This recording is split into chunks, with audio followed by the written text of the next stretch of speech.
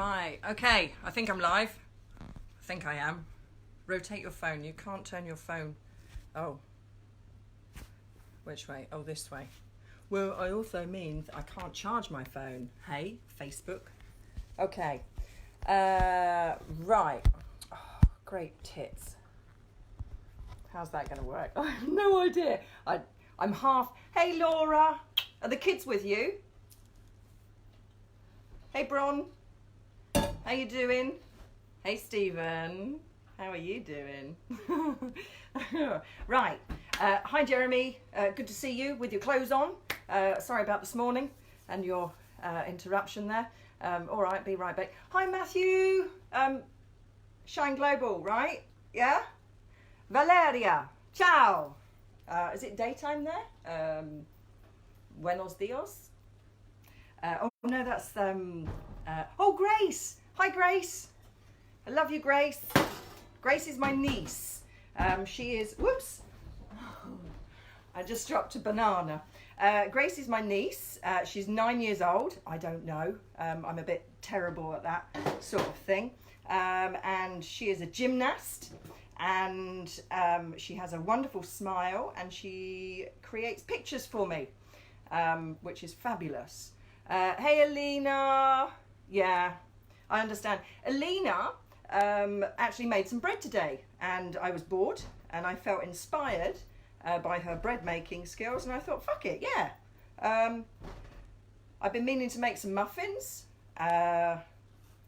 this weekend on a rainy day, and it's snowing and raining, so I thought, yeah, I'll do that. And so today is the day. Yeah. Frederique, hi. Hello. Hi, Carol. Hey, Lee J. Long time. And likes football. She likes football now. I see. Okay. So, what is the purpose of today? Hi, Tracy. That's my cousin, Tracy. Purpose of today is I need to make these muffins. Thank you, Fergal, you dirty Irish bastard. Hi, Ellen. How you doing? Johnny, hey. I missed your show in your shed the other day. I'm sorry. I had a date, so I was a bit preoccupied. Ricardo, hi. Excellent. Right, so the muffin, I found this muffin recipe and I thought, oh, I fancy a bit of that. And I don't normally cook, but since, hi Carla, wow, Tel Aviv. Since this corona thing that's been going around, some of you might be familiar with it. It's a bit of a virus that's causing us all to stay the fuck indoors and lose our lives. But if we go the fuck outdoors, then we also lose our lives. So it's kind of rock and a hard place, really. I do like rocks and I do like hard places, but on this occasion, not so much. So I've actually got into cooking again. Kath, mate, hello. Oh, Daniel, hello. I've got into cooking again. I used to cook a lot. When I had my house in the UK, and I had a big kitchen in the UK, and I was Little Miss Beaton, who is a 1950s cook, shall we say, Mrs. Beaton, and I would cook all the time. I'd create recipes from nothing. Oh, sorry, Kath. I'll try and curb my swearing, maybe, but really, who gives a shit? No, sorry, I will curb it. And so I've got back into cooking, particularly Indian cooking, because I used to work in India and travel to India quite a bit, and I miss the tastes. And then I also used to bake sweet stuff, because I love sweet stuff. Hai Tong. Ni hao, sorry. Bit of Chinese there for the Chinese massive. Tong is someone that comes to my Perfect Lies show, and I met her through a presentation workshop that I did at her place of work, and I said, hey, you're really good. I think you should come to Perfect Liars, and I would like you to do a story one day. and she hasn't done a story, but she has come to Perfect Liars, and she is an absolute joy. She's a little bright light in the audience, and asks really good questions. So for those of you that don't know, I run a show called Perfect Liars Club. I miss you too, Tom. I run a show called Perfect Liars Club. It's a comedy story interrogation show where 4 people tell a story, but only 3 of them are true, and the audience have to interrogate in the second half to guess who the liar is, and the audience are terrible at it, really. But I probably would be too. So the last show, which borderline I shouldn't have done, I actually had to be a suspect. Yes, I had to be a suspect, and I was super nervous, super excited. So I was emceeing and telling a story. My story was true, of course, because I have no lies in my life at all. Not at all. Everything I say is true. Right, I haven't even told you what the recipe is, have I? No. And thank you, Frederique. And you were fabulous at the last show. Hi, you Meng. So this recipe it's a paleo banana bread muffin, gluten-free, low carb. I don't know why I chose it. It just popped up. I love bananas and I love chocolate. And you put them together and then you have a muffin that you like. So why not? If you have things that you like, put them together and they taste good, I hope. I've never made it before. I haven't baked sweet stuff in this oven before. The liars you chose, or you trained, were too good. I never made the correct choice. Well, you should try harder, Tong. But yes, I am good, aren't I? Right, so for this, you need... Can't believe I'm cooking, but otherwise I'd be on my own. Yeah, anyway, it's nice to have you here. So bananas, you need bananas, and it said this is an American recipe, which is weird. Everything's in cups, half cup and quarter cup. So I pretend I know what I'm doing. Thanks, Candice. When are you doing it, Candice? Come on now. I'm holding up banana skins here, as if by magic, because they have been prepared down here. It says 2 cups of mashed bananas. I like bananas, so I just got a handful of them and mashed them up. So this, whoops. I have washed my hands, by the way. I can convert if you need. Convert to what? Grace asked if you have a boyfriend. Oh, Grace, a woman never tells her stories on public now, does she? Why did she ask that? That's so funny. Bless. I've got my coffee in my Cambridge mug for all my Cambridge people. There's probably only about 4 people from Cambridge online at the moment. It's 9:40 in the UK. Right, so you got bananas. That's it. Then you have coconut flour. Hi, Louisa. Love to you. Louisa's my auntie, my mum's brother's wife, because that's how aunties work. I ordered some coconut flour from a company that delivers to you online.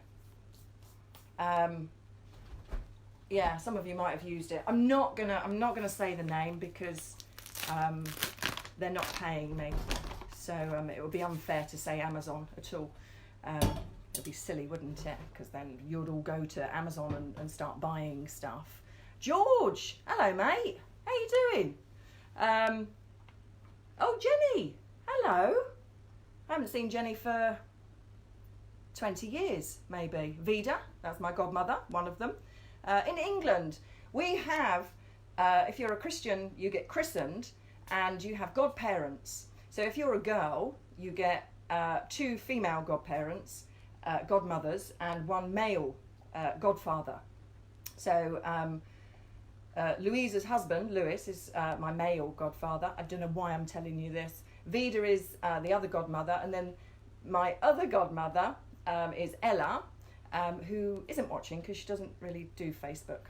She knits. Right. So 3 large eggs. I'll do the recipe and then whatever is your choice. You can pretend you know what I'm doing. 3 large eggs, 2 cups of mashed bananas, half a cup of almond butter. Peanut butter can also be used. A very sexy young man bought me this gift back when he went away, and so I'm going to use this because I think it's going to taste awesome. And I haven't got any almond butter. I live in Tokyo, for God's sake. Quarter a cup of butter, but olive oil can also be used. So I've got olive oil. I've never cooked with olive oil in that before. A teaspoon of vanilla. I found that. Half a cup of coconut flour. Found that. A tablespoon of cinnamon. Actually,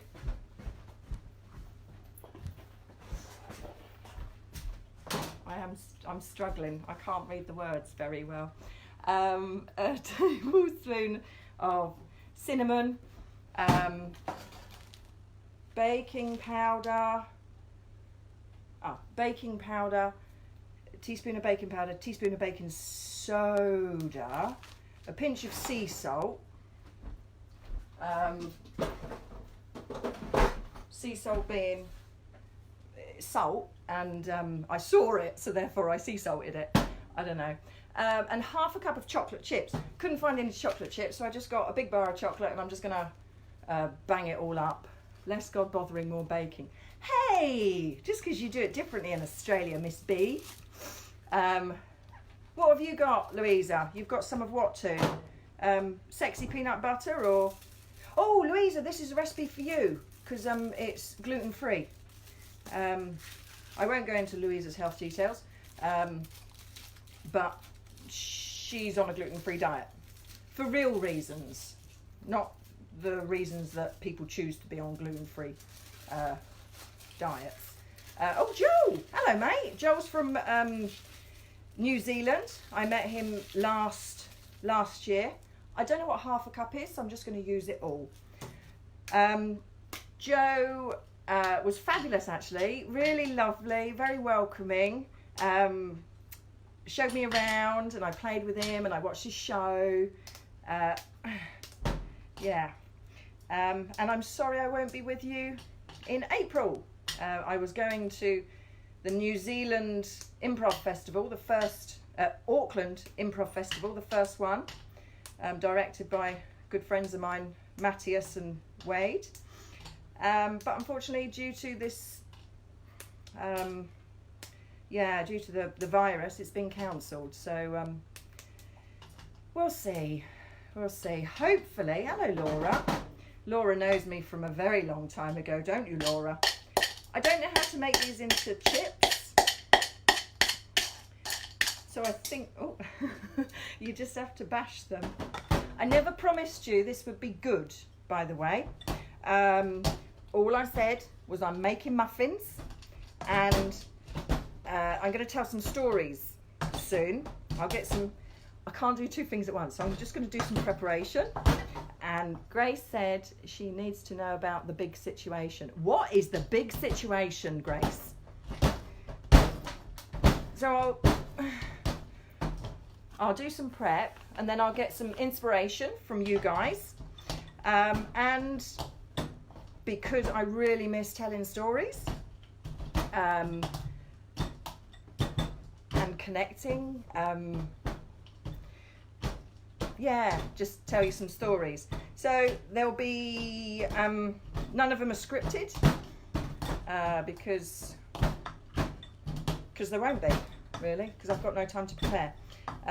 For those of you that don't know, like i.e. half my family don't know, I'm an improviser, and I've been improvising for about 8 years or so, and I perform in different countries around the world, and I teach as well. So that was a side note for my family. The boy, is she still going on about boyfriend?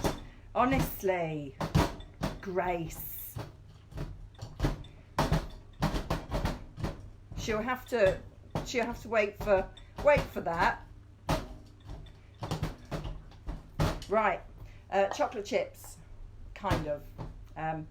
I've lost my assistant chef. I did have an assistant chef booked, but all my life, yes, that's very true, Louisa. All my life indeed, in front of the television, wherever it could go. Oh, I forgot what I was saying. I got distracted by chocolate. Right, that's done. So, close enough. Jason Petchell. Now there is a blast from the past. That must be 20 years, no, nearly 25 years ago, Jason, I think. Lisa, hello darling, you got any kids with you? She said, can you just tell her? Oh, I don't know if I can, Grace. I'm going to keep you hanging on. You can do that as a story request, and then I'll tell you, you can ask for a love story and I'll tell you a love story. How about that, Grace? And then you can draw me a picture. Okay, right, I need to preheat the oven to 350 degrees. What's that? I have a Japanese oven. We're not lucky over here. Hi, Tomo. We don't have proper ovens. Shit, really. Sorry, Kath, and all the kids watching out there. Sorry, Grace. So my housemate made me a thing to help me understand how to use the oven. And this is what she drew for me. Isn't that adorable? There you go. Very lovely. Very lovely indeed. And it says, it says, how to oven. So I'm going to oven now. Oven. Right. Okay. So oven is that one. Very good. Yes. So how to oven. Press the oven button. Oven. 170. Oh, shit. Oh, I need your help. What is Fahrenheit into centigrade? 350 degrees into centigrade. Can somebody Google that for me, please? Or look it up? Because this is in centigrade. Onegaishimasu. Go, oven. Yeah. I'm still waiting for my... See, if I had an assistant chef, then this wouldn't be happening. I wouldn't have to do everything myself. If only I was a patient person. I'm still waiting. Please, someone Google it for me. I have how to tea and how to cell phone. Very good. I can't use my phone. Oh, am I really going to have to do everything myself, people? Oh, Lou thinks it's 100. Well, I think isn't really good enough, is it? 350 Fahrenheit. Yes, mate. Yes, Jeremy. What is... It's a good job, my hands. 350 Fahrenheit in centigrade. There's my Google users coming in. Nice. Nice. See, it's all the men. That's so funny. And yet they don't cook. Except for my Uncle Lou. He does. Temperature 176. Well, okay. Only does it in 10, so it's 180. So things, it might get burnt. It is, I've looked it up. You're awesome. I do cook. I know you do cook. You're an unusual sort, Matt. Okay, and press start. Right, that's the oven heating up. Now, I've got to look lively. And go back to my recipe. Where are we? Preheat the oven. Combine the eggs, banana. Right, this is where you see me get serious. Eggs and the banana. So I've mashed the banana up, for those of you that have just joined. I've mashed the banana up with a fork. I don't know if that's important. And then it says 3 large eggs. Eggs, I couldn't find, I didn't have a choice because thanks to Koike on Wednesday and then Abe last night and their press releases, press conferences, there weren't really any choice of eggs. So I literally just got what I got. That's it. Hi Morgan! I wish this was in, I could hear what you guys were saying and then Morgan could play some music. That would be awesome. Then we'd all be together. Eggs, bananas, butter. So this is the olive oil, butter substitute. I have no idea how this is going to go. Man. Coconut. No, almond butter. How many? Was anyone taking notes? Because, right, 1/2 cup of almond butter. I don't know what that is. Right, so just, oh, it smells so good. Nice. 1/2 cup. I guess you just do this. Yoo-hoo! Does anyone have any questions? So that I'm not just telling you about, or ask for a story suggestion. And I can, gosh, I'm making a mess of this, aren't I? Excuse me. We have to figure that out. Yeah, Zoom app. Zoom app. I think his conspiracy theory would be Zoom made all of this happen. There we go. All right. Ah, I made a mess of that. Whoops. Okay. Right. Any questions? Or story? Where did you buy almond butter? Oh, I didn't, Morgan. A lovely chap brought this back from the US of the A for me, and it's organic, so I'm very lucky. There we go. What is your favourite thing to bake? Well, Matt. Matt, by the way, is my accountability partner for my goals. And without Matt, I think it could have been a very shitty start of the year, getting sidetracked. So it's, if you haven't got an accountability partner for your goals, for the month, for the week, whatever, get one. Get one. Just share stuff with them and make goals and stuff. Goals are really important. Oh no, it won't come off the spoon. Oh no. Oh no. So what do I like to bake? This is the first time I've baked in a Japanese oven. But when I had an oven in England, the favourite thing I would bake was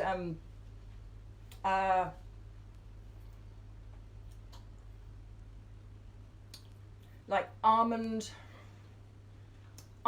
pumpkin seed cookies, and I think they were like protein bars before protein bars were invented, because when I was first diagnosed with rheumatoid arthritis, I got rid of all of the food stuff and started introducing it to try and help with the inflammation and get the inflammation under control. So I gradually reintroduced foods into my diet, and these muffin cakes were really good. Not muffin cakes, like cookies were really good because I could just eat them anywhere, and they had lots of, they had the protein in, they had the carbs in, and it meant I was still eating. Wash your hands. I did! Anyway, baking soda. Is that the wrong way around? What's this one? Baking soda. How much? Teaspoon. A teaspoon. 1 teaspoon. Cost the bomber here. It does, it cost the bomber here. Right. Japan baking soda and baking powder is renowned for being rubbish. and tastes disgusting. I've never had a good cake yet. What's the craziest thing you've ever seen someone do while eating? What, while I've been eating or while they've been eating? Which is it? While I've been eating.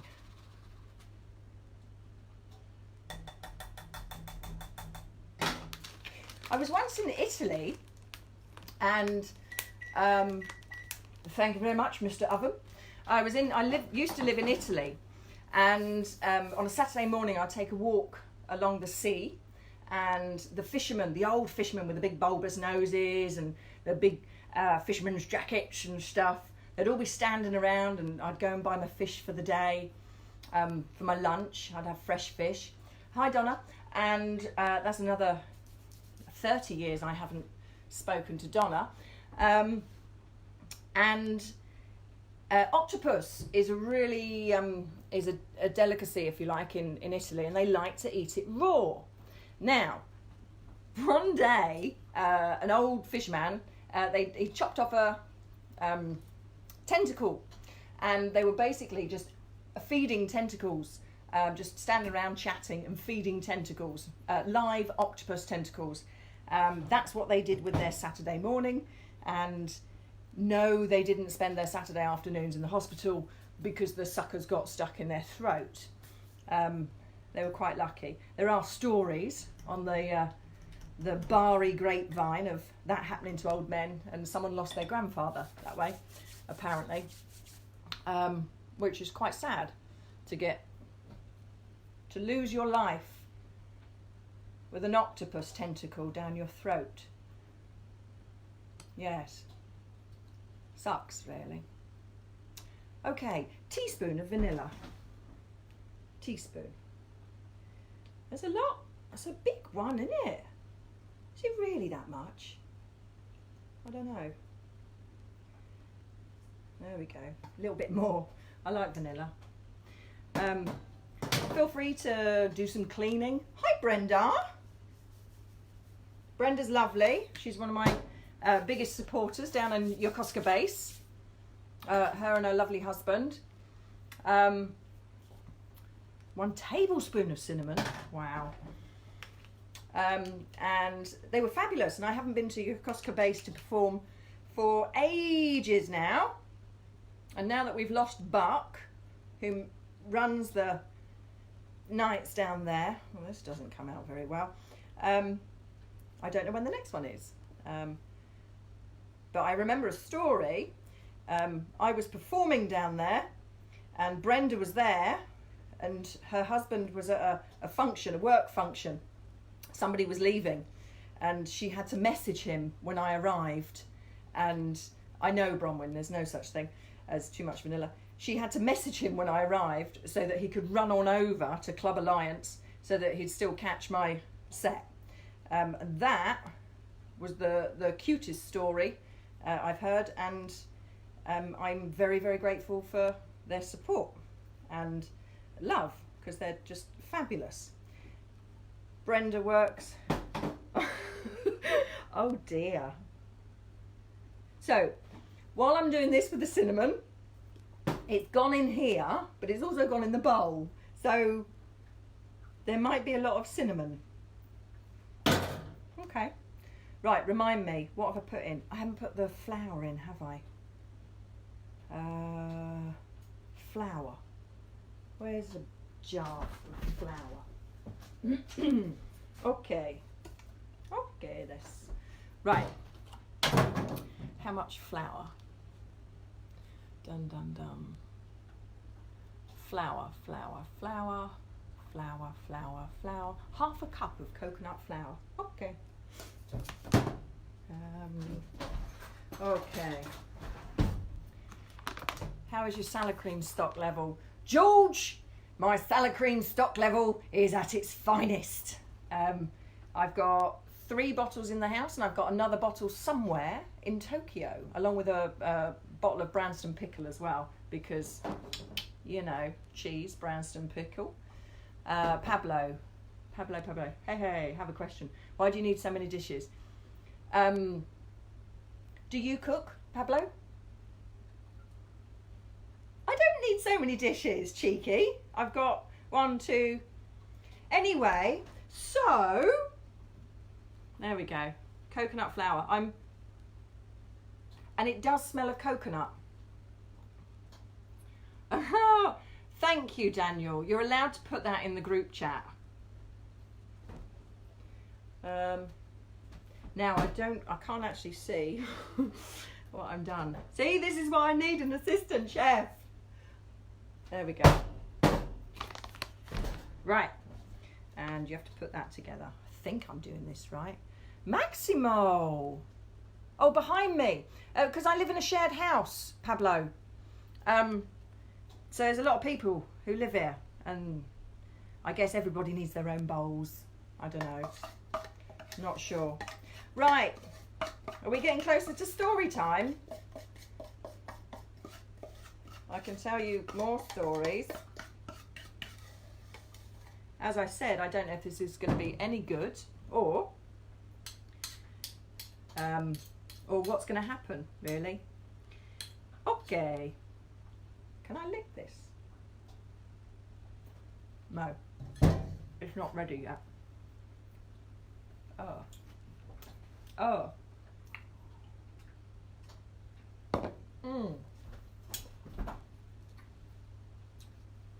Oh. Okay. When I was little, when I was little, we used to go over to my gran's. What is that all over that jug? That's the peanut butter, darling. Jack! Hello, darling. Benvolio. I told a story about you at a Perfect Life show once. My grandmother baked cakes, and she also decorated them, and they were fabulous. They were absolutely fantastic. And she'd always bake me a cake for my birthday, and she'd say, what do you want this year? And I'd say a swimming pool, Hansel and Gretel's house, because then you get more sweets and chocolates on the house, you see. Clever fat kid I was. And I remember that she would always be baking for somebody somewhere. Is there whiskey in that mug? No. That's another story. I was age 19. And it was always very delicious to lick the oh, this is hard. Oh gosh. To lick the cake tin. And me and my sister, Tammy, my older sister, who would probably never watch this because she's far too busy being busy, she and I would sit there and take turns in licking the bowl, and it was very delicious, to be honest. All right, look at that. There you go. I do need to whisk it. Oh, I'm going to take this off. I'm getting really hot. Yes. So my whiskey story. Do you want to hear my whiskey story, Neil? Oh, Neil is Brenda's husband, by the way. He's the one that ran all the way from his very important works do just to come and see my set at Yokosuka.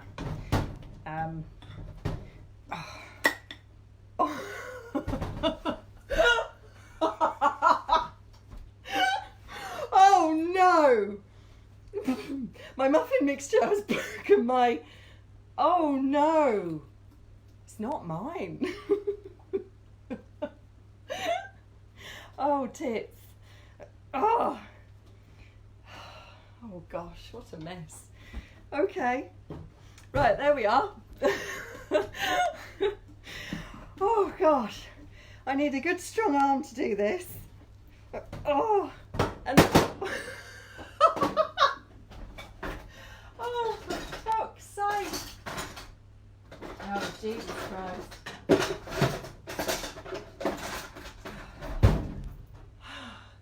I haven't got another whisk. Oh dear. It's not mixed in properly. Oh, great. So that's going to make it harder, isn't it, Christiane? Yes. My whiskey story. When I was 16, I used to work in a hotel. I was a hotel receptionist, a very good one, I might just add. I was very good at services, and I loved my job. This was pre-computers. It's when we had to type the menu out on a typewriter, for God's sake. Yes, ma'am. Thank you, Jack. Type it out on a typewriter, and we had a pub attached to the hotel that the staff would use, because our weekends were basically midweek because we work shifts. So on a Monday night, I went into the Fenman Bar, which is a bar in Ely. I used to work at the Lamb Hotel in Ely. Oh, hi, Kate. Lamb Hotel, yeah. Kate's from Ely. And I had Kronenberg, which is a really strong beer, lager. What is it? It's about 5%, maybe 5 or 6%. And all the old men, it was like an old man bar, like, all right, bah. And they'd come in the bar and say, all right. And they'd talk about all their problems. And they'd say, all right, nice young pretty girl like you. And they were like this. And I'd be like, yes, yes. And they'd say, what, you want a drink? They all had funny eyes and pockmarked skin. So I sat there, and that particular night, I copied them. And I had whiskey chasers. Hi, Celeste. I had whiskey chasers along with Kronenberg. I had 3 pints of Kronenberg. I was a delicate sort, don't forget. Merely a young lady. I don't know why they were serving me alcohol, by the way. And that particular night, after, I think it was three or 4 pints of Kronenberg, the Star Wars bar, yes. 3 or 4 pints of Kronenberg with 3 or 4 whiskey chasers. I went home to my little shared house with, I think I was living with Beverly at the time. Terribly smelly girl. Really smelly and dirty. Yeah. Anyway, and I had a sofa bed on the floor. Didn't have much furniture. I earned about £50 a week. That's all I earned. So, which is not a lot. £50 in Japanese money would be about 8,000 yen a week. That's what I'd earn. Showing my age now. And I woke up. This is how I knew I was going to come to Japan. I woke up the next morning, and there was a Mount Fuji size shaped pile of vomit, courtesy of those whiskey chasers. So if you like, it was a premonition that I would eventually be coming to Japan to seek out that Mount Fuji and climb it. But I've still not got over whiskey. I can't, the smell, just like, it's awful. And funnily enough, Smelly Beverly, I'm sure she doesn't smell all the time. Smelly Beverly, I also can't drink Southern Comfort because of Smelly Beverly. That was another incident at the local Wilburton pub, which was a little village pub. Village pubs in England, basically where anything goes. Whoops! Anything goes. And they have lock-ins, and you stay there all night, and things get crazy, and you've got young people hanging out with old people. This is how I know so much stuff about old people. I am actually only 25. Just washing my hands, Louisa, because they're covered in peanut butter. So it is, and so it is. It is. Why would you believe otherwise, Neil? Why would you believe otherwise? So yeah, so Wilburton pub, and it was the King's Head, and I really liked that place. They had one family that lived there. They had a guy there. Their son was called Fred, and I was 18 at the time, and I thought he was delicious. I thought he was really beautiful, and I never talked to him because that's what you do when you're 18. You don't talk to people that you like, really, because heaven forbid that someone would know that you like them. It's very different in England to what it is in America. Very different. Plus shire. And now, well, I don't really give two shits. That's a lie. I do care about stuff. Oh, that went serious, didn't it? Let's not be serious, Christiane. Okay, right. My mixture is now ready, which means I then have to put it into. Oh no! I need to put it into something, don't I? Oh shit! Whoops, the daisy. Oh, where's that gone? Need to put it into my glass dish. But the mixture's looking great. Exactly. Different world when we were younger, wasn't it? Back in a second. I have to get a thing.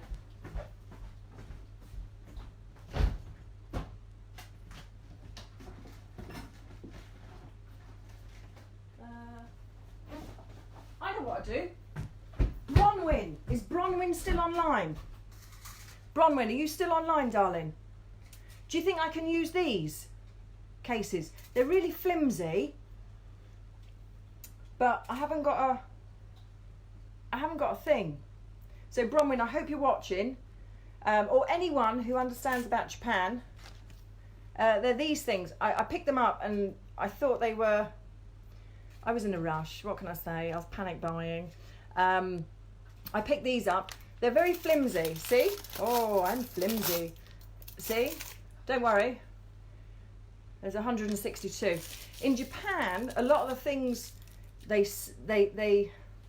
sell them as they are only just for. Oh, I can. Oh, that's great. In Japan, they say you can only use these for this purpose. So there's a lot of things that you can actually use for other purposes. Those are not going to work. All right, fight. Go on, Soness Bronwyn. No, you can't without something solid underneath. I've got a dish. I've got the thing that goes round in the microwave oven now. So that's solid. Do you think that'll work, B? No muffin tin. No. Next time Nicole stops talking to me, I'll tell her Christiane says it's because she must really like me. That's not how it works, George. Sorry. Let me check in the cupboard. Oh no.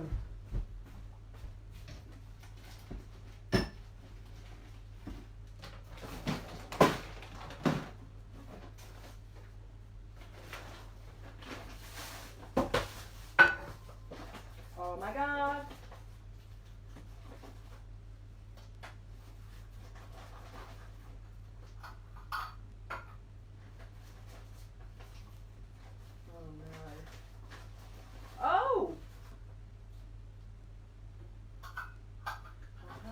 Some, but I can't. Nearly there, people.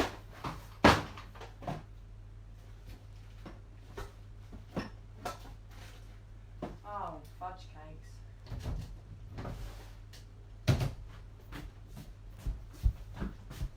I have found some, but they're not mine. They're my housemates, and if I use them, she'll probably start sprinkling salt outside my bedroom door because I'm obviously evil for taking something without asking. Yes. Try reinforcing with aluminium foil if you put them tightly enough. Hey, I could use more than. Oh, I love you guys. Oh, you're an improviser. You have to improvise. Yeah, but I can't tell a story at them. Use them. You reckon, Alice? Look at you. Just because you've had kids, you're just crazy now, aren't you? You're making decisions left, right and centre. Use them! All right, I'm going to use them. So then, and if it's all messed up and all fucked up, it's not my fault, is it? But I will take full responsibility for it. That kind of contradicts what I'm saying. But anyway, so I need to clear a space.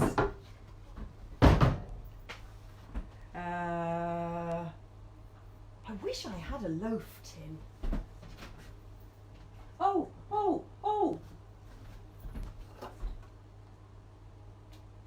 What do you think? Shall I loaf it? Mason jar lids.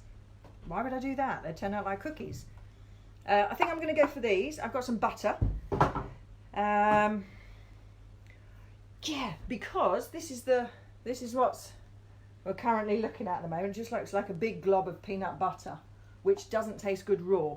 As uh-oh.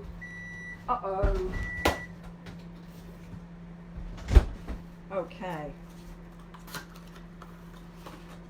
Yes. Mila! Does that mean Dad's watching as well, Mila? Or is he too busy? Too busy playing golf.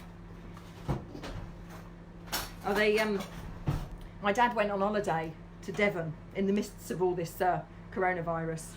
He said it's fine because he's got himself a farmhouse in the middle of nowhere, and he just wanted to play golf, but they shut the golf places down. What do you call them? A golf place. A golf. What's the golf place where you go and play golf? Golf club? Golf club. They shut the golf club down.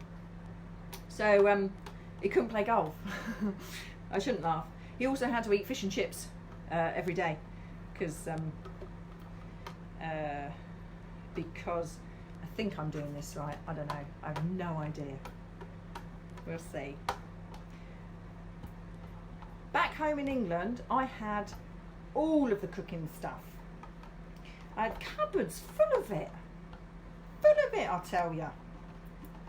I was little Miss Beaten Baker, baking away, doing stuff, making food, giving life to ingredients that would otherwise be dead on their own. Giving life and partnership. Like, there we go. Yes, I have just done that with my finger.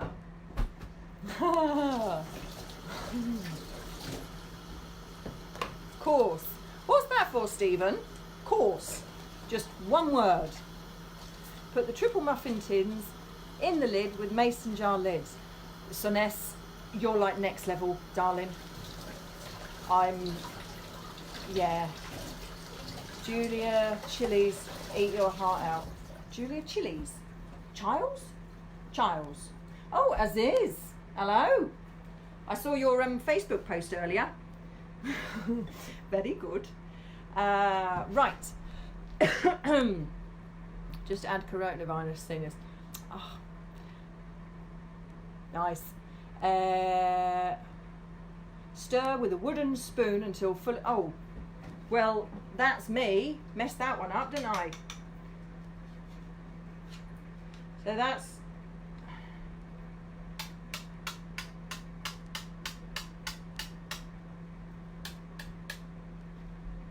There we go. I think it's fully combined. There we go. The oven's just turned itself off. Oh, course! Golf course! Thank you, Steve. Forget me English. Stupid autocorrect. Julia. No, I still don't get it, Neil, sweetheart. Still don't. Oh no. Right, a lesson for you all. Do not put things on top of the microwave when it's in oven mode, because they melt. And oh, hello. So this is my housemate, just walked in. Are you all right? What's going on? He's the nice one. What's going on? Oh, I wanted some muffin tins. Okay. You're baking? I'm baking the thing, this thing. Gluten-free. Yeah, with the bananas. Okay. And I panicked because I didn't get the right things out, so I've nicked John's tins. Okay. Yeah, and I'm Facebook Live streaming it. Ooh. Yeah, do you want to say hello? You'll see my housemate. Hello. Yeah. You're not normally that shy. I am. So this guy dances and sings. I'm out. See you. All right, darling. Bye. Right, okay. I do know what I'm doing. There we go. So I'm going to spoon that into that, but not all of it because it won't fit. Mila, is Dad watching? Or are you just sitting in the sunroom on your own, love? Oh, I don't know if this is going to work. Well, the best news is you've only got like 20 minutes to know if they work. Take the other stuff off the oven before. Okay.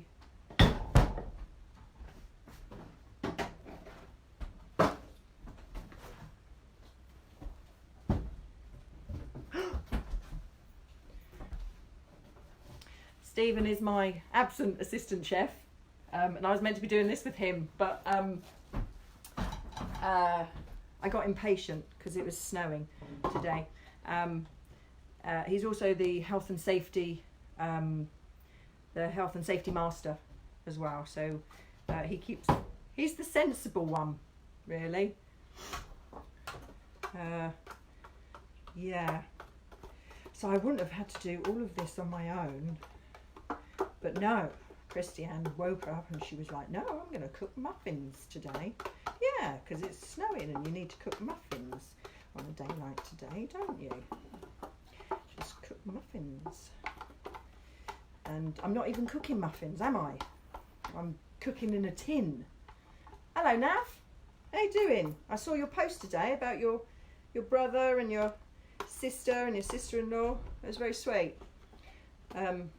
Very sweet. So Nav lives in India, and most of his family, he's the only non-doctor in the family, most of his family are out there helping in England and Chennai for Corona, and just working great stuff in the health industry. So I'm sure we all thank you. I think your sister's in Manchester, was it? So if anyone's in Manchester in the UK, it might be Nav's sister that is helping. Or I know, is she the one that delivers babies? I can't remember. Anyway, there we are. Alice, I can't believe you're still watching. You seriously you must have other things to do. You're a mother. Mothers are busy, so I've heard. It's people like me without kids. We have all the time in the world on our hands. Oh, my chocolate chips have sunk to the bottom. Right. Whoa. There we go. Oh, it's exhausting, isn't it? Really tiring, all this cooking stuff.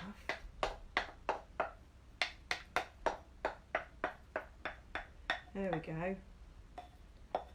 All right.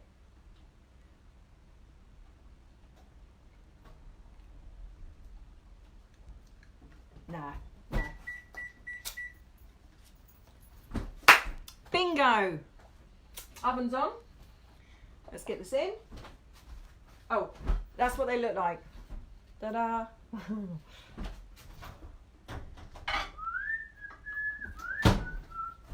And then what do? I need to consult my directions. Heat, check. Range, music, time set. What do I want? 18. Okay. 18. Put it in. And then I have 10. 1, 2, 3, 4, 5, 6, 7, 8. And then... All right. I don't know if this is going to work. Damien Ashcroft. Hello, mate. From Canberra. No, Brisbane. No, Canberra. Canberra, that's it. Damien's a very good musician. Plays the guitar and has great hair. It's really big. Not that that's, that's just part of your identity, isn't it? I'm hiding from my kids watching this and got 20 other things I should be doing. Well, stay with us, Alice. Stay with us and really just waste time. waste time, because that's all we're doing here. Wasting time and trying to fill our time with just fill our time, because there's so much time, a lot of time. Yes, I can't remember. Now the last time I had this much time on my hands, I just had an operation on my feet. I've got rheumatoid arthritis, and my bones on my feet went really, really soft, and they all dislocated and they popped out and they went. Eh! So I was walking around like a goat on hoofs for ages. Anyway, the NHS, thank you very much NHS, gave me a free operation, which is very kind of them, and I had one foot. The first foot was just completely broken and then reset and pinned and fused and stuff. And then I had to lay in bed for 2 weeks. I could crawl to the toilet, which was great. And that's when my godmother looked after me. Ella, godmother, not Vita, and was just absolutely phenomenal. And then 2 weeks after the first one, I had the second one done. And so I was in bed for 4 weeks, which, no, I didn't like that. I was in bed for 4 weeks doing nothing. And that's when I started fantasizing about Mount Kilimanjaro and Mount Everest. And I had a friend who'd done Kilimanjaro and was training for Everest. And we were talking, and every day we'd talk about mountains and that feeling of being up high and just how joyful it is, really, and the feeling of, as you're walking up a mountain, the only thing you have to think about is one foot in front of the other, because if you miss your footing, then you could fall off, you see. And so that was my thing, and then I started planning my trip to do Kilimanjaro, and I thought, well, it's going to take me about 6 months to recover, so I planned my trip for Kilimanjaro a year after my operation, in February 2014, I think it was, 2013, and I would summit on my mum's birthday, so it was quite significant for me. So all the planning happened, and in my head I was like, right, this is what I need to do in order to get fit. I have to bike, I have to get my body fit, I have to increase my lung capacity, I have to do little mountains, I have to build up so I can finally do Kilimanjaro, and that was my goal. So my first mountain after the operation, that was the February, second operation, early March. By June, I was so pissed off being at home, wasting so much time. I decided to catch the Euro thing, the train. Oh, Euro train, the Euro train, the train that goes under the water. Eurostar. Decided to catch the Eurostar to Paris, and I spent 3 days walking around Paris. Bit dumb. It really hurt. And then in the June, I went to Austria for my birthday and for it was their wedding in a tiny little village called Linz, and it was their wedding, and we were basically part of their honeymoon, and we camped out by this beautiful river underneath Mount Hohenstein, and I climbed, and this was a 2,500 metre climb. Oh God, so hard. I didn't summit, and I had to come back down, and on the way back down, I hitchhiked, because when you get to the bottom, there's also this really long road to get to the car park, and I was just, I could have cried. I looked beaten. I was beaten, and so I hitchhiked, and this carload of Lithuanian lumberjacks pulled over, and they didn't speak my language, I didn't speak theirs, and I was just like, and they went, So I got in the car, with 4 strangers from Lithuania who look like they should be extras on some dastardly Netflix series, and I pointed them to the car park, and as you can see, I didn't get murdered. I'm here today. Yeah. So anyway, don't get into cars with strangers unless you really, really need to. Yeah? Boys and girls, or whatever your gender identity is. Just don't get in cars with strangers, unless they're a taxi driver, because you need to get places and stuff. Uber, not in Tokyo. Cost of Ubers in Tokyo is tremendous.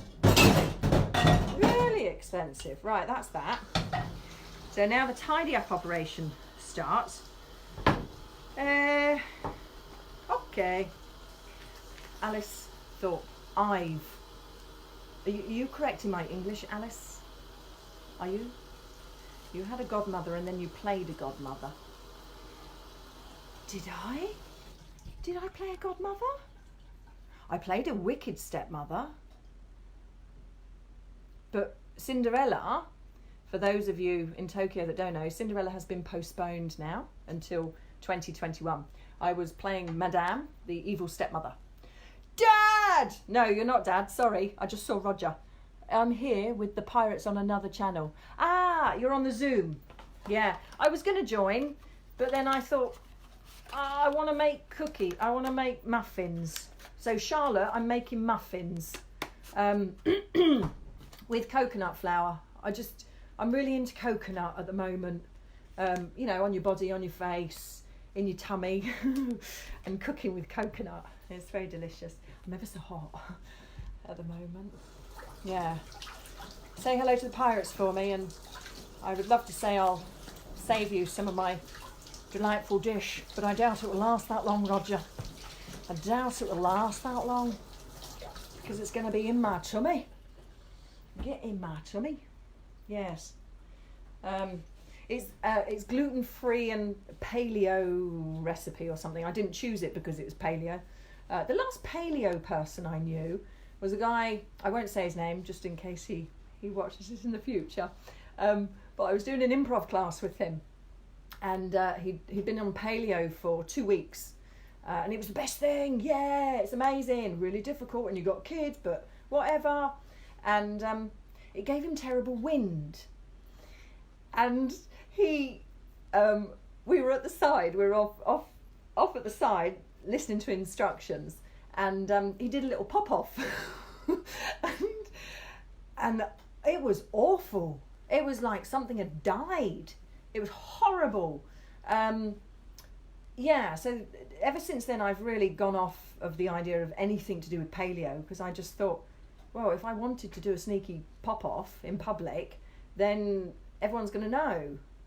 You know, you can crop dust all you like in the classroom and spread it around, but you can't when you're stuck on a train in Tokyo, because it will just stay there.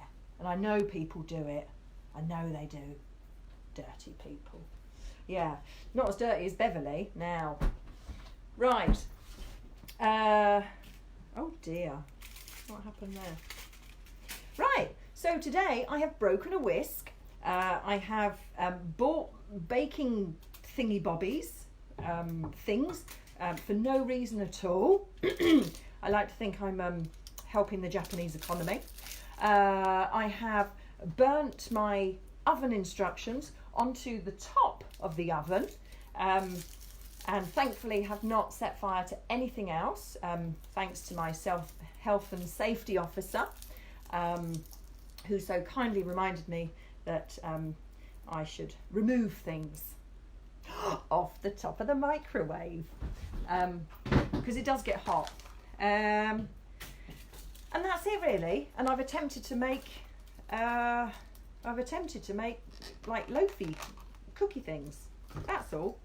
So I hope you've all managed to, you're all doing well on your Sunday evenings and chilling out, or as Jeremy said, he's doing his cleaning, which I was quite surprised about, to be honest.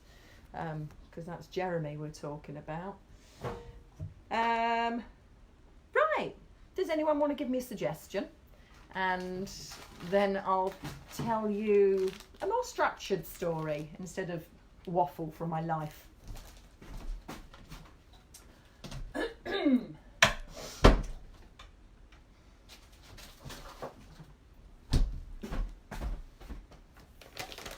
No? No suggestions? Oh, that's the trouble. When you don't play, you don't have improv people in the chat.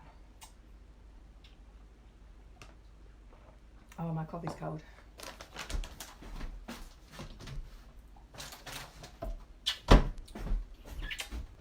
Okay.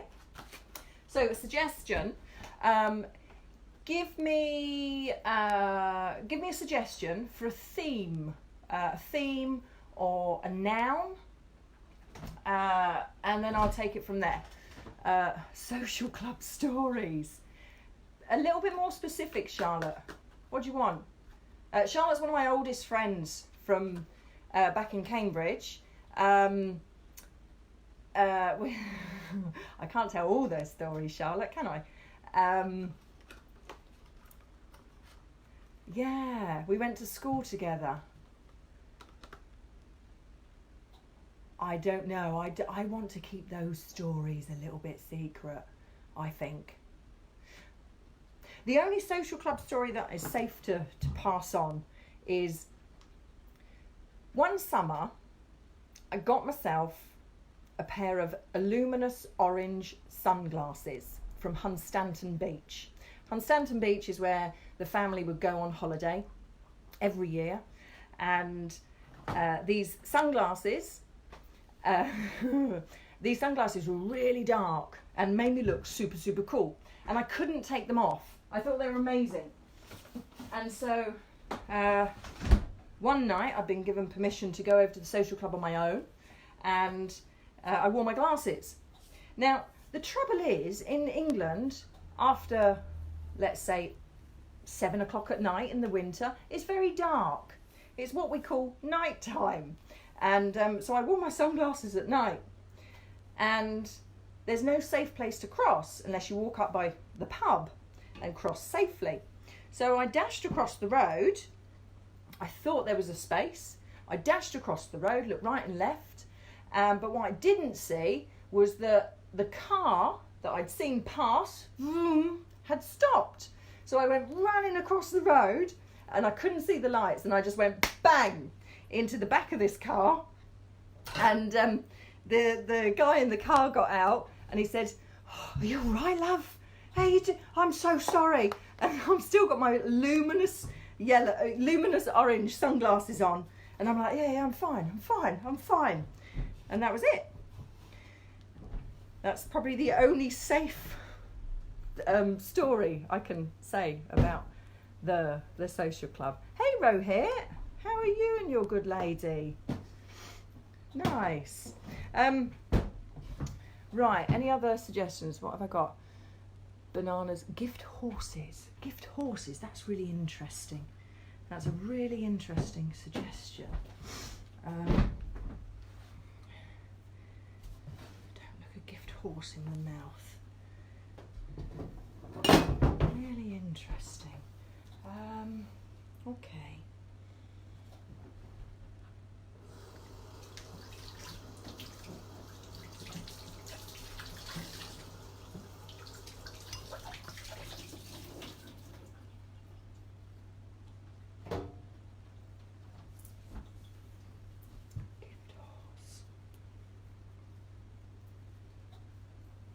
I'm trying to think of a story with more structure, other than me just waffling about the adventures. And you say horses, and all I can think of is, oh yes, I can. Right, okay, Jamaica.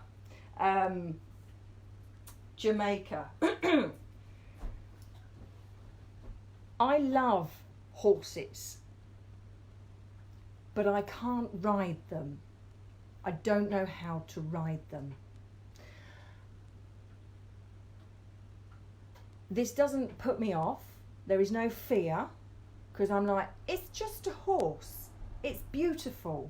What could possibly go wrong if I rode one? I've always wanted to ride one. So I was in Jamaica. Where was I? Near Ochos Rios. And I was in there. It's all-inclusive place. Very fancy, but drove me nuts because I felt very, very trapped. And my lazy boyfriend at the time just wanted to lay on the beach. It was really boring, actually. Anyway, so I was like, horse riding, let's go horse riding. But you can't ride horses, he said. And I said, that doesn't matter, let's get out, we need to do something. So went down to the local horse riding school, and you get to ride horses through the groves, the orange groves, and then take you through the sea. So I got on top of one of the horses, and because I was very tall, and sort of, I guess I'm quite big really, they gave me, I don't know, a 27-hand horse. That's what it felt like. And to get up onto it, I had to have like these 3 steps. I couldn't actually hook my leg over. I was less fit and flexible than I am now. And so we went riding on these horses, and this horse just kept bending down.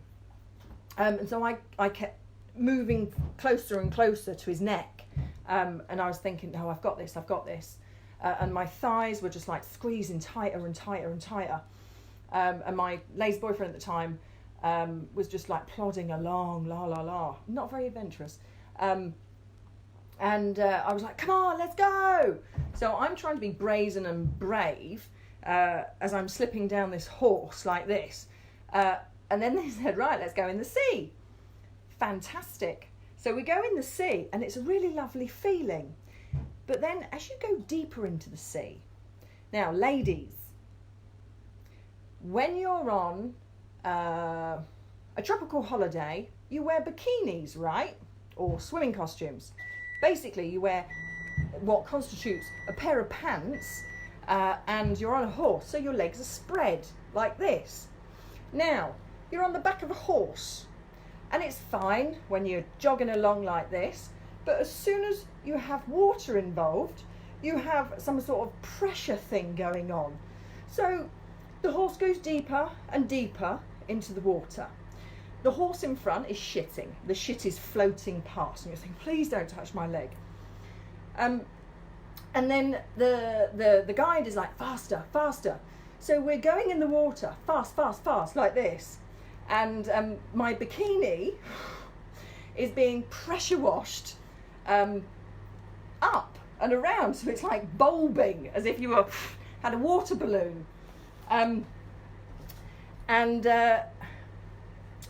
Oh, this is gross, Christiane. Anyway, needless to say, I had to have a wash when I got home. I thought it was disgusting, absolutely revolting. Have I ridden horses since? No. Oh no, I'm a liar. I rode a horse in another country. I can't remember. I rode a horse in another country, but we didn't go in the water, and I didn't nearly lose my bikini bottoms. I did nearly lose my bikini bottoms in Mexico on a dolphin. Now, I had the most fabulous cow print bikini that you've ever seen. It was hideous, but delightful. Designer, too much money. And I really wanted to go. I love the sea. And this is before I understood about animals in captivity and how bad it is. And with the dolphins, you swim with the dolphins, and then they do tricks with you. And so these 2 dolphins came, they'd go past, and you grab the fins, and you'd be like, yay, this is great, animals in captivity. And then they'd circle round, and they'd come up and come to the bottom of your feet, and their noses would push your feet up. So you shoot out of the water, and you had to do this, which was fabulous. And I was all for it, because I felt like I was the lightest thing in the world. And so the dolphins came along, and I was like, yay, fabulous. And you know, back in the day, when you go on ridiculous excursions. They take photos of you during that crucial moment, like they do at Alton Towers or Disneyland or wherever. So there's a photo of me in England as the dolphins came up and hit the bottom of my feet. I'm like this, and my cow print bikini bottoms just go whoosh because the pressure of the water pulled them down. So you've got this happening on the photo. Anyway, right, oven's just pinged. I'm going to take a look. Oh dear. I'm going to bring you over, actually. I'm going to bring you over. God, it's so hot. There you go. I guess you want to have a look inside. Oh my God! Oh my God! They've risen. Look at that. This is amazing. Oh, it's really hot, actually. Don't touch them. No, don't touch them, Christiane. See, I need my health and safety officer here. I cannot be trusted. I'm going to put you back down now. This is awesome. All right.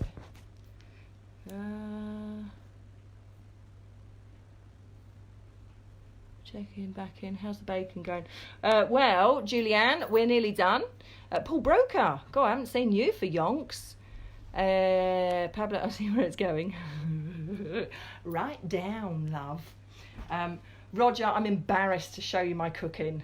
Roger is a member of the Pirates, fabulous photographer for Perfect Liars and Tokyo Comedy Store, and he does loads of other film stuff. But he's also an ex-chef, and he's bloody good. And the other week he gave me some pecan squares, and they were delicious. So I've attempted to do, what are they called? Banana chocolate chip muffins, but I made an error on the muffin thing, and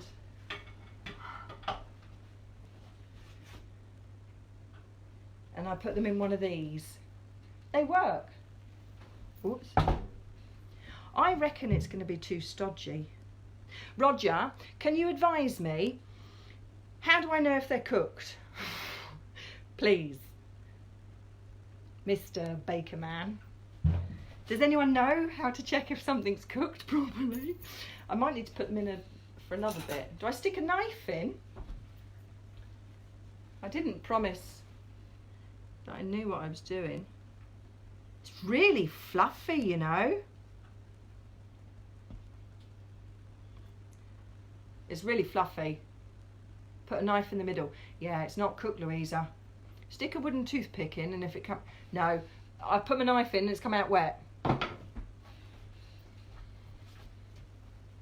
Stick something inside. As the Queen of Horror, you would suggest something like a chainsaw or a knife, perhaps. Right.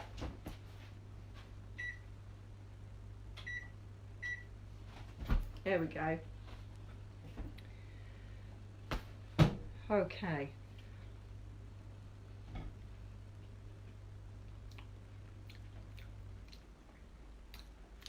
It's still raw in the middle. I haven't done a very good job. I don't think I did anything wrong. I just didn't do it right. Cover it with foil so it doesn't burn, and rotate them inside and bake for another 5 minutes. Roger that, Roger. I'm putting them on at 180. I've got foil.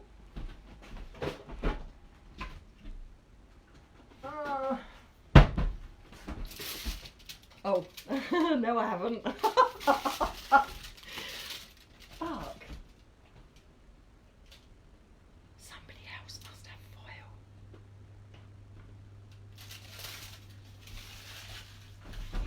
This is the best thing about living in a shared house, is that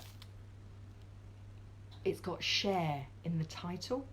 And I'm not talking about the lady with the big hair. I'm talking about the fact that other people have things, and sometimes you can borrow them, but I need to find some foil.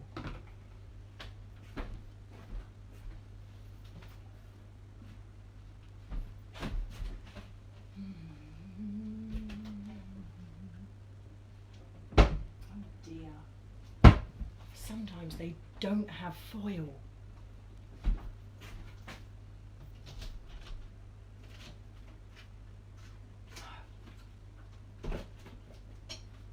Oh no.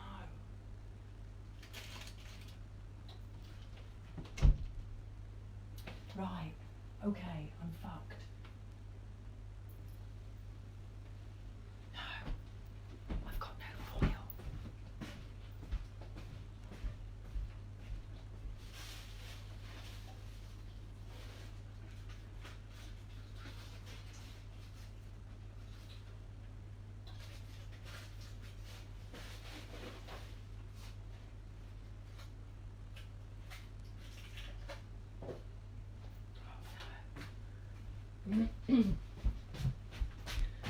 No, no foil, Roger.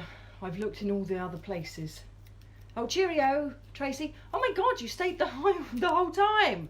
Oh, you must have a very lazy Sunday. Cooking sheet would work. What's a cooking sheet, Pablo? What's that? Like a blanket? I'm teasing. Cooking sheet. Like a baking or cooking sheets. It was cooking goshito. Oh.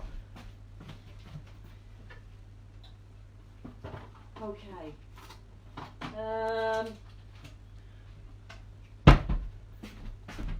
No. Imagine, I have cling film. I do not have foil. Cooking goshito. Oh, maybe.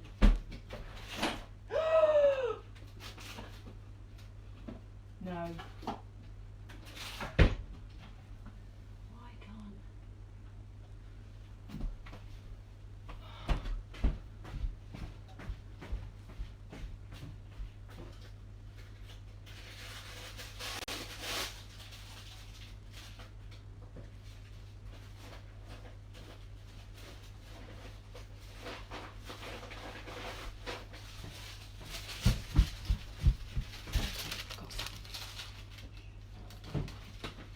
Got some. It's not mine. Right.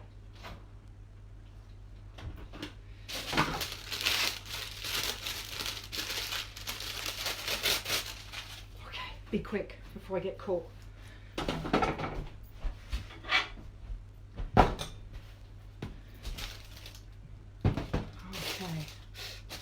It's hot. Who tinged? All right, B.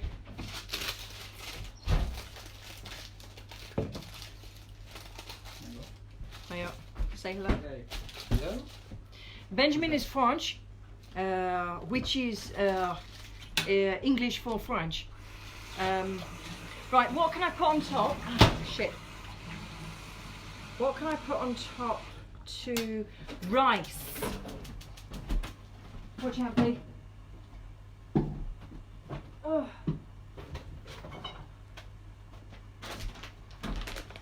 I'm going to put a little bit of rice to weight it down.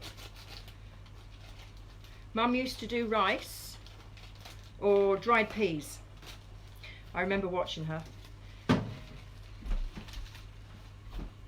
we go. Look at me. I know stuff. I know stuff. Okay. 5 minutes, Roger, yeah?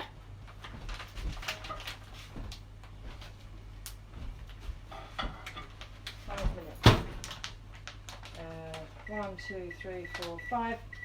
Yes.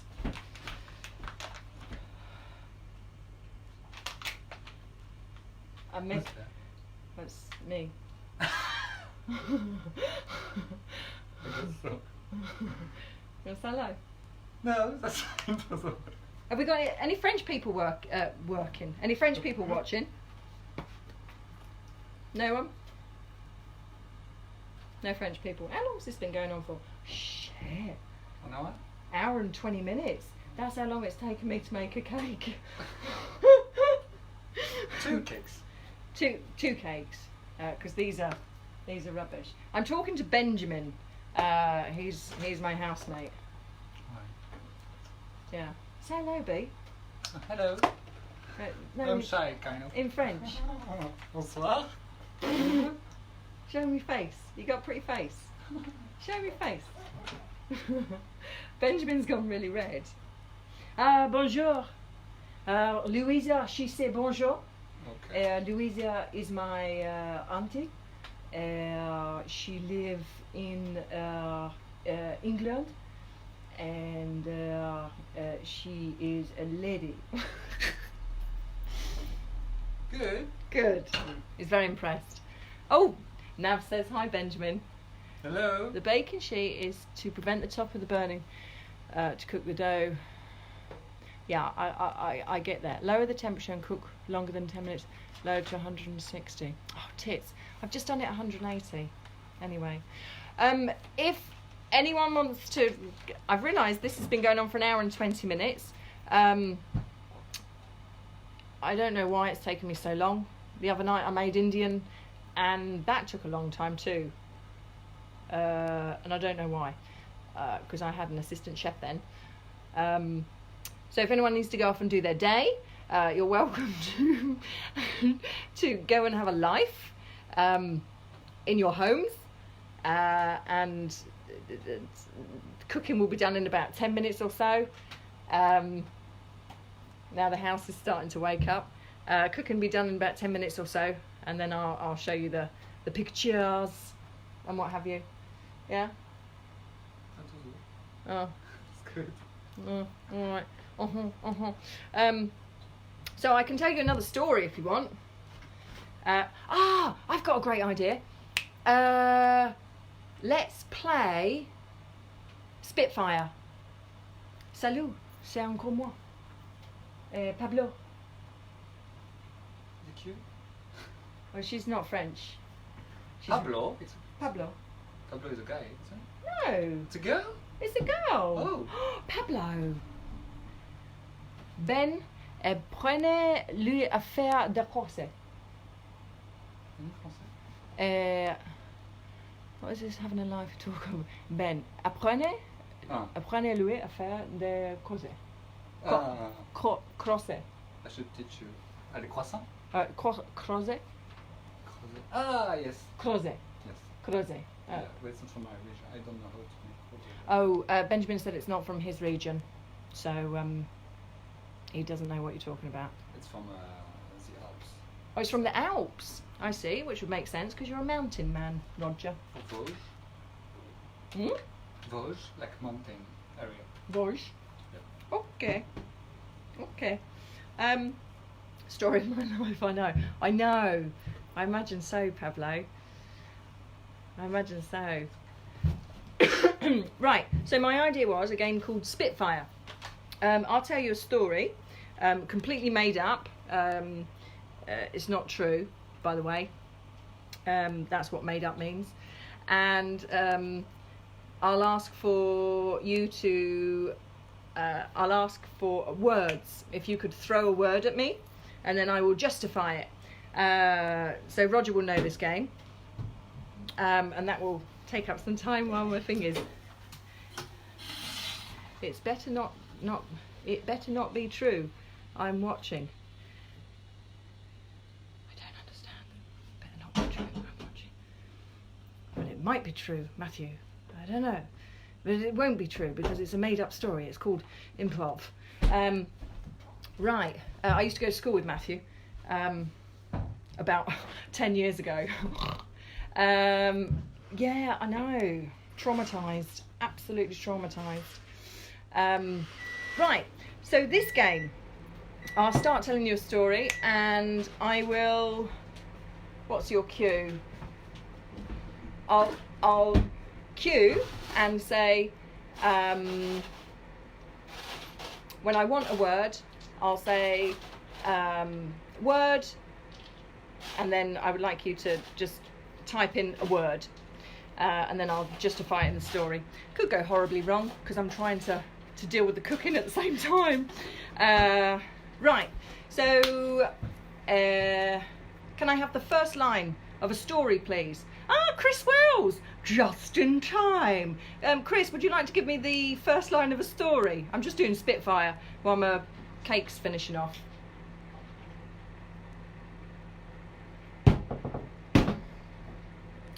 Chris Wells is the guy who runs Tokyo Comedy Store, now Studio Gokko.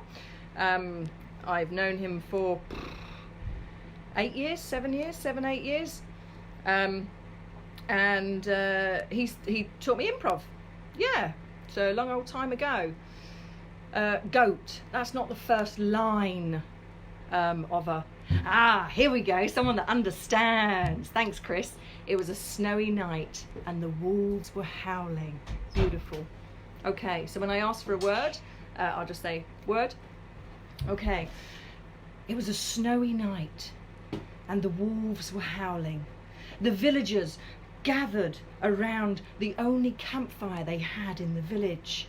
The campfire was full of the trees that they'd knocked down from the woods and dragged down into the village during the day. Word? That means I want a word. Come on, get with it, people. I can feel it's failing rather fast. So, the villagers were gathered around the campfire.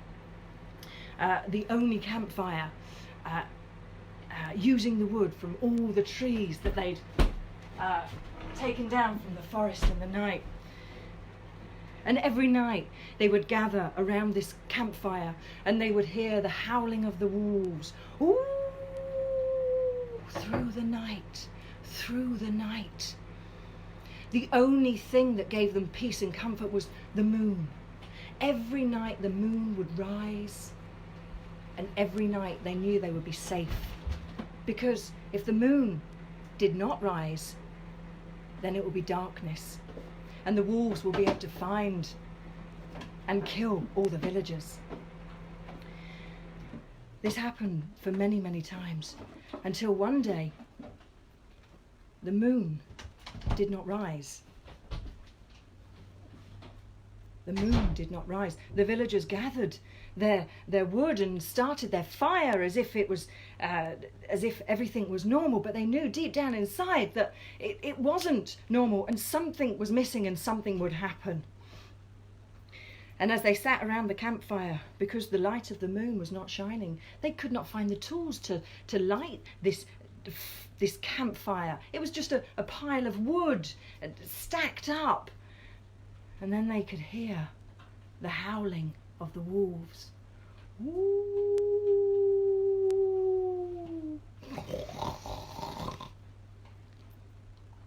They sat there, huddled around the wood that did not flame that night. They could feel the presence of the beasts coming down the mountain. They could feel the hot breath of the wolves as the wolves came close. They could not see the wolves. They couldn't see them. The villagers didn't know what to do. So one by one they started running back into the huts. They didn't know what to do. They ran back into the huts, and one of them came out with this fabulous idea that perhaps the wolves would be appeased by a goat. And they dragged out the goat, the only goat that they had, which would give them food for the rest of the winter. And they offered the wolves this goat. The goat was not taken. One thing I forgot to mention is that they couldn't actually see the wolves. It was just a presence, just this feeling, just the hot breath of the wolves in the village. The goat was left untouched. Another villager ran into their hut, and they came dragging out the leg of a giraffe. Again, the wolves They didn't take it. What do these wolves want? A villager had been away all day, up in the mountains. His name was Tom. Tom the villager. Hi Tom, by the way. He'd been up in the mountains all day. That was his job, to collect wood and to find the one thing he knew would save the villagers. The scroll from ancient times. The scroll from ancient times would give them the key to the language they needed to communicate with these wolves, to help them live in harmony, whether the moon was risen or whether the moon was not risen. Ding, ling, ling, ling, ling, ling, ling, ling, ling, ling, ling, ling, ling, ling. Sound of the wind chimes as Tom came down the hill. Did he have the scroll? Did he not have the scroll? He waited. There was nobody in the village to greet him. Well, this was unusual. They always greeted him at 11 p.m. when he came back down from the mountains after his search for this long-lost scroll and how you can communicate with the wolves and live in harmony. Nothing. I see my future when I was about to start. You're a bit late, Pablo, darling. So he walked over to the cowshed to see what was in the cowshed, which was where the wind chimes were hanging. Ding, ling, ling, ling, ling, ling. It's almost as if the wind chimes guided him. And suddenly, a flash of light just came zooming out from nowhere and sparked up the cowshed. The cowshed blew a massive hole in the middle of the cowshed, and there was this crater being in there, and Tom jumped back. The wind chimes tinkle, tinkle, tinkle, tinkle, etc., because that's what wind chimes do. And after the smoke had cleared, he walked in further and looked into this huge crevice that the lightning had struck. There was a box inside. He picked up the box. It was as hot as a cake tin, just fresh out of the oven at 180 degrees after 20 minutes of cooking. God knows what was inside it. He opened it up, and inside was a scroll. It was the scroll he'd been searching for months, for weeks, for years. This was Tom who stuck to his word, who was tenacious. It was tenacious Tom. And he pulled out the scroll. He opened it up. And there was one word on the scroll. And it just said, butterflies. And next to it was a beautiful picture. Butterflies? Butterflies. He rolled the scroll up. He went to see the doctor.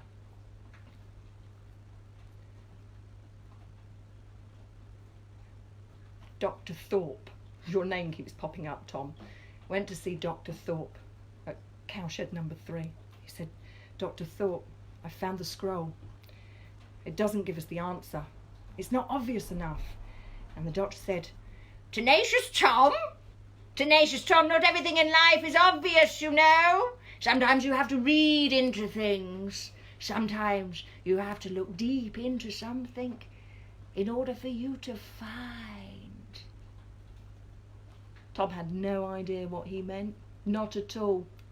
But basically, when the moon didn't rise, the sun still rose in the morning, and they were left with a trail. And Tom knew exactly where to go. He took the trail back into the mountains, and there it was. flutter, flutter, flutter, flutter, flutter. It was as if the flutter, flutter of the butterflies was the same as the wind chime that always guided him back to the village. Flutter, flutter, flutter, flutter. And there was the most enormous butterfly farm he'd ever seen. And he released the cage, and the butterflies flew everywhere. Oh! Wolves didn't howl during the day, but the wolves started to slowly come down the mountain.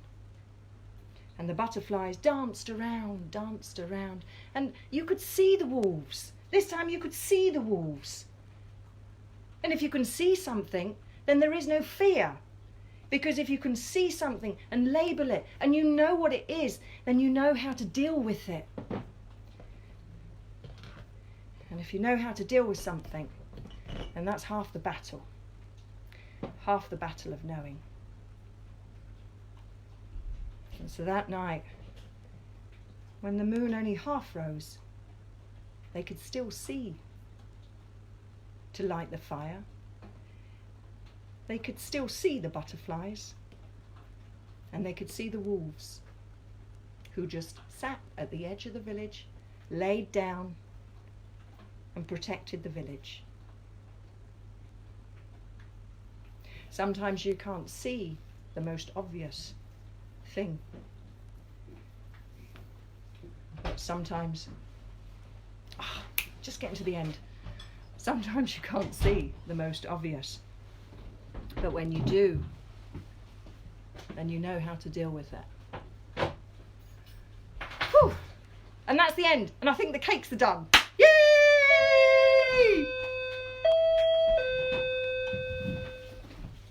For that? Oh my god. Man with a mask. Take the gun. Take the gun. Or take the sword. Right, let's have a look. Thank you for your suggestions, by the way. I had no idea where that was going, and it wasn't really Spitfire. It's a different sort of game, but whatever. So, let us see. Who was that? Who was that? Benjamin. Benjamin? But Benjamin lives here. He left his keys. He left his keys. Oh, this is better. Totally a virus metaphor. It did go that way, didn't it? I think that's all on our minds, darling. I miss you, Chris. I miss you. We've got to Zoom. We've got to Zoom, mate. Do a Zoom show. Please. Right, this is what the cake has turned out like. It's a little bit brown on top, but never mind. Nice to see you too, Tom. Tom's my cousin, by the way. Louisa's son. And we all met Louisa earlier. Oh, I miss you too. I miss improv. Oh, and here's the other one. Whoops. There you go. So, you have been mildly entertained by Christiane Brew, telling random life stories, basically memories, based on suggestions and my waffle. I've really enjoyed it. I'll probably do it again, whether someone watches or not. But I don't think I'm going to make this cake again, to be honest. It's also really hot. Where's my health and safety officer? Oh, half of it's left in the pan. Well, that's okay. I've got a spoon. It's gone funny. So what we have to do now is just do that. I did grease it. Maybe if I did that. A question for any cooks out there. Should I leave it in the tin for a little bit before trying to get it out to cool, or do I get it out now to cool? I'm not sure. Does anyone know what they're doing? Anyone? The former. The former, what, leave it in the tin? You don't know, do you? You're just saying that. That's what I would do. Oh. Would you? Because it's, I don't know. What does everyone say? Chris has said yes. Wait for it to cool down out of the oven and hit the bottom. Is that my bottom or your bottom, Roger? Oh, it shrinks a bit. Right. Well, let me put it back in the tin then.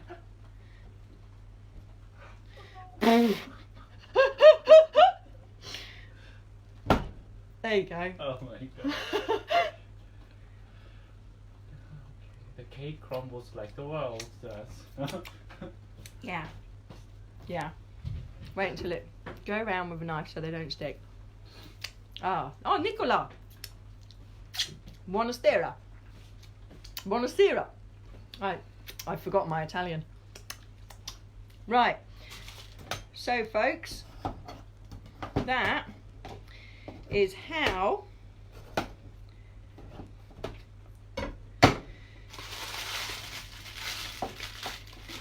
go and do something that you wouldn't normally do.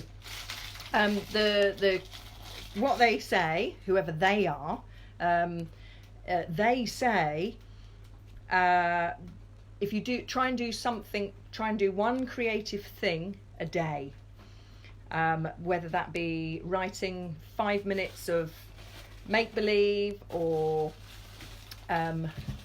describing the day in your diary, or playing some music, or singing to some music, or trying a new recipe just for the hell of it, even if you do have a Japanese oven that's shit. Just try something creative, something small every day, because otherwise we're going to go mad, people. We're going to go mad. Bye, Louisa. Tough times. And Japan isn't even on lockdown. So I don't know what's going to happen when we do go on lockdown, because Abe is thinking about maybe doing it, which means he will be doing it, but we don't know, but he might be. So there we are. Well, that's it.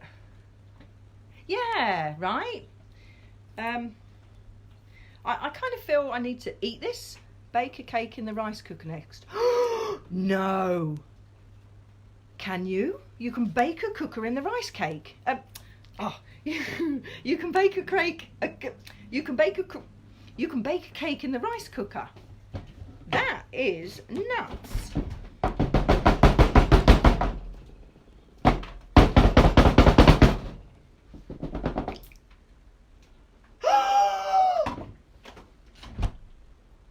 Congrats.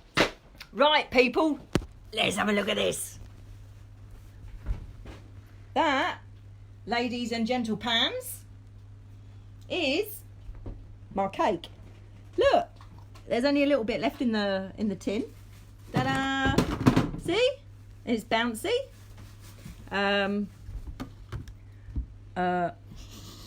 It smells really peanutty, and I'm probably just going to have to I'll just take a little bit off the end. Still a lot of people outside. I know there is, isn't there? Silly people. Right, you can definitely smell the peanut butter.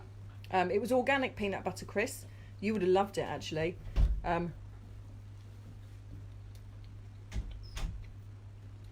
It's all right. It's not the best, but it's all right.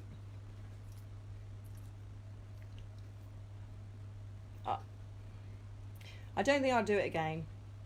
I think I prefer my nan's cakes with the flour and butter and, you know, traditional sugar. I don't need gluten-free, paleo, whatever. I'm not sick. Nice. So, that's it. I'm going to go, because now all my housemates are coming in to cook food. And to be honest, I need a cigarette, glass of wine. I just want to sit down for 5 minutes and tidy up. Otherwise they're going to... Yeah. Anyway, so thank you all very much for coming.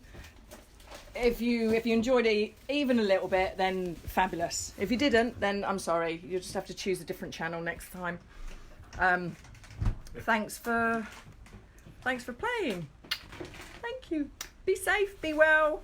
I want to see you all at some point. Okay. Ciao, ciao. Oh, Jin's making gyoza. All right. I'll be there soon.